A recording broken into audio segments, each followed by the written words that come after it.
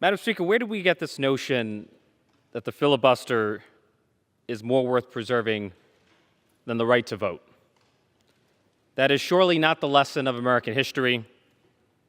That is surely not what we teach our students in the classroom or our children at home.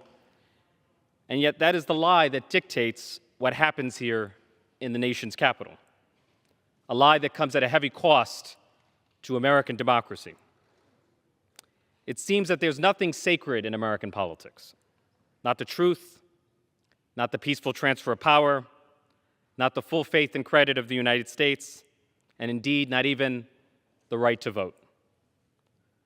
The Voting Rights Act, the enforcement mechanisms of the Voting Rights Act have been all but eviscerated. First, there is Section 5, otherwise known as preclearance, which enables the executive branch, the Civil Rights Division of the Department of Justice, to enforce the Voting Rights Act. And then there's Section 2, which enables the judicial branch, the courts, to enforce the Voting Rights Act. And both of these provisions have been gutted at the hands of right-wing judicial activism. The end of the Voting Rights Act, as we know it, has been a political windfall for the Republican Party, which is intent on holding power by any means necessary, even if it means disenfranchising Black and brown voters.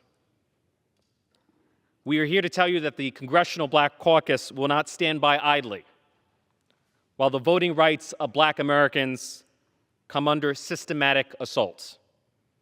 We will fight back, because fighting is what we do in the Congressional Black Caucus, and because there were many before us who were bloodied and bludgeoned and beaten so that we can have the right to vote. The least we can do is fight back.